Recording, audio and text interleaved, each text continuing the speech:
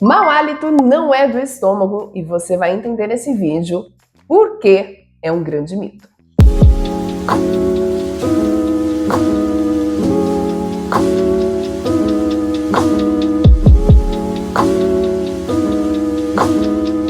Bom, se você não me conhece, eu sou Carolina Tarouco, especialista em mau hálito há 19 anos. E eu venho aqui trazer para vocês um conteúdo de valor que realmente faça você ter resultados aí, você aprender com base científica tudo que está relacionado ao mau hálito.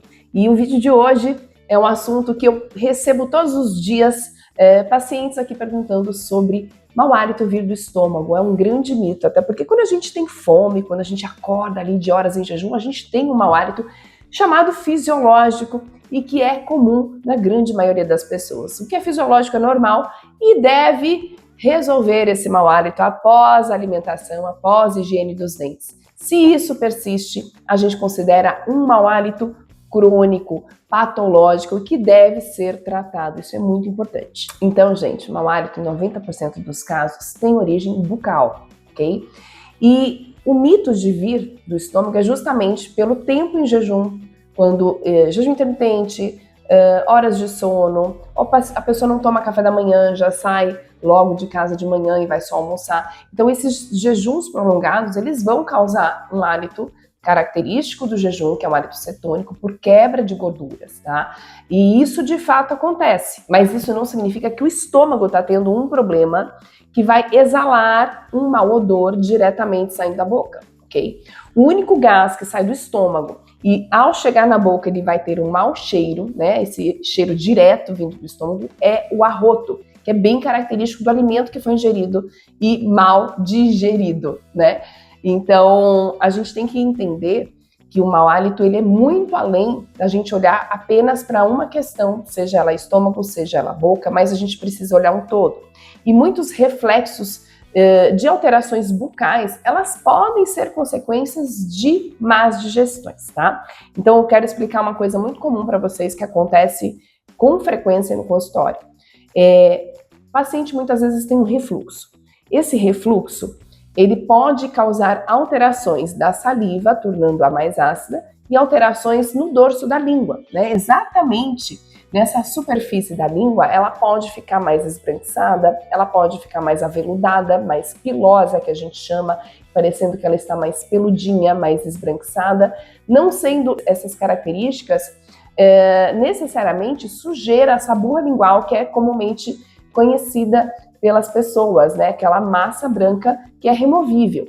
Muitas vezes o refluxo ele pode causar uma agressão química pelo ácido clorídrico do estômago na superfície da língua, deixando essa língua numa característica mais áspera, mais seca, e a saliva mais ácida. Todo esse contexto da cavidade oral, que teve um reflexo de um possível problema de refluxo, de uma má digestão, ele é contribuinte para o acúmulo de saburra, para o mau cheiro ser exalado através de bactérias que estão aqui na boca.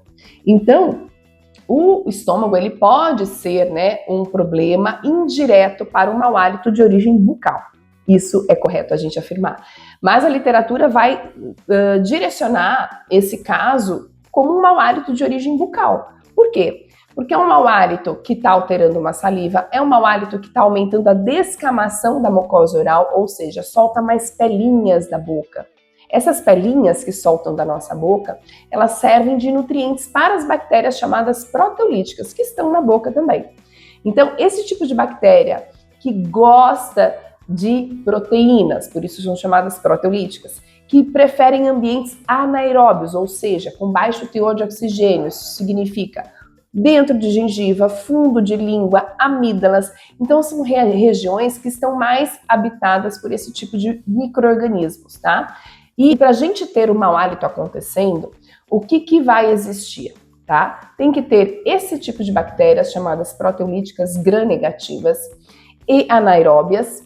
E a gente precisa ter um substrato, ou seja, nutrientes para essas bactérias se alimentarem e através dessa metabolização que a bactéria vai fazer sobre essas proteínas disponíveis em cavidade oral, tá?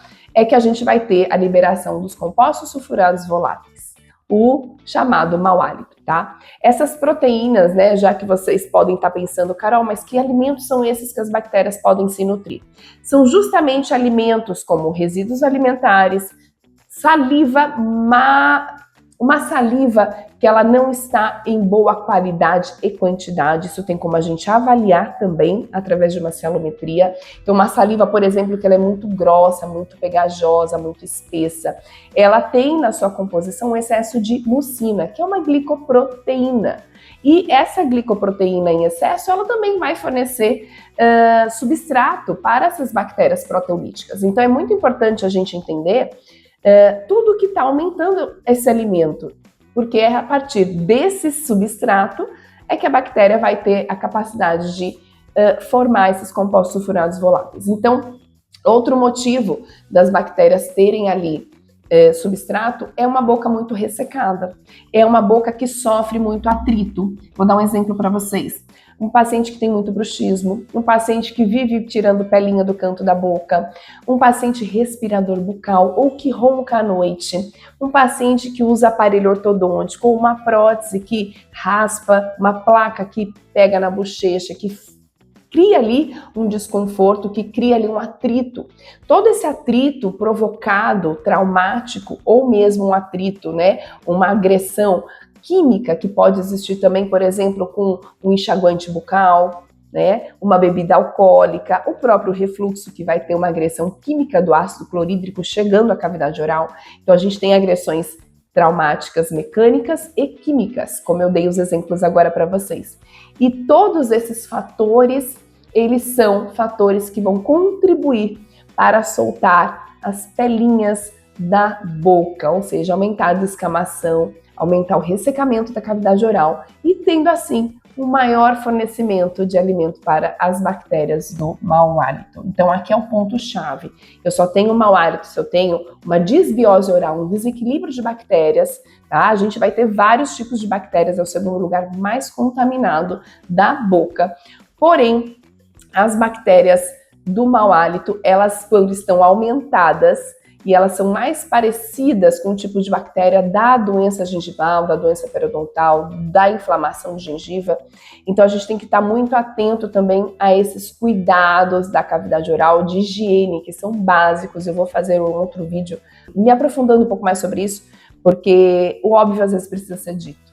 E eu, como especialista há 19 anos nessa área, eu já tive muitos casos que fazendo um básico bem feito a gente teve sucesso. O que falta muitas vezes é o paciente encontrar um profissional de confiança, um profissional que atue nessa área, que está habituado a avaliar e a tratar pacientes com mau hálito. Porque muitas vezes o paciente já foi fazer diversas limpezas no dentista e aquela queixa continua e o dentista não tem mais o que fazer. E eu entendo você, se você é um paciente, está passando por aqui, que vira uma coisa cansativa, você vai pingando de profissional em profissional, vai no gastro, vai no otorrino, vai no dentista e ninguém te ajuda. O dentista, de fato, ele acabou não tendo uma formação tão completa na graduação, né? E eu falo isso, eu tenho aí 19 anos atuando na área de halitologia e alterações salivares. E isso é algo totalmente específico e uma investigação ampla para a gente chegar nos determinados fatores aí de causa, para aí sim a gente ter resultado em tratamento. Senão vira tudo um mascarador, tudo paliativo, tudo contornando o problema, mas não agindo na fonte, na origem do problema. Então, posso ter um problema no estômago contribuindo para o mau hálito? Posso. Muito difícil eu dizer para um paciente que aquilo é um fator exclusivo do mau hálito dele. Certamente vai existir um mau hálito de origem bucal acontecendo aí também. Boca seca, alteração da saliva, que vai reduzir um superpoder que a saliva tem de autolimpeza, de ação antimicrobiana. Então, se não tem uma saliva adequada, a gente não vai ter uma boca limpa naturalmente todos os dias. E também podemos citar as doenças gengivais, inflamações, doenças periodontais com perda óssea ou não. Ali já tem um início também favorável, de um ambiente favorável para bactérias que causam mau hálito. Ou seja, o estômago raramente é o vilão. E eu gostaria de compartilhar um caso que eu atendi essa semana mesmo aqui na clínica, onde o paciente já tinha feito diversos exames e eles davam negativos para problemas estomacais, endoscopia, nasofibrolaringoscopia, e estava tudo bem ali. Mas na cabeça desse paciente, ele tinha certeza que vinha do estômago, porque ele já tinha uma higiene muito perfeita. Já usava fio dental, já passava, já escovava muito bem esses dentes, já tinha um cuidado muito importante. E às vezes até excessivo, né? Porém, quando a gente foi avaliar com todos os dados da consulta, um questionário bem completo sobre a saúde, a gente investigou ali a parte da saliva, avaliamos o hálito através de vários exames, a alimetria, o equipamento oral-croma, e aí a gente entendeu que a causa era bucal. E a principal causa nesse paciente era a formação de saburra lingual. Ela estava recorrente, ele limpava e ela se formava de novo por diversos fatores, que isso cabe em outro vídeo por aqui também. Então, esse paciente, ele estava insistindo em procurar um problema, uma causa desse mau hálito que fosse sistêmico, mas estava ali escancarado e após o início do tratamento, dentro de 15 dias, esse paciente já relatou uma melhora. Então, isso é o que acontece quando a gente identifica as reais causas e trata a origem dos problemas que a gente quer identificar.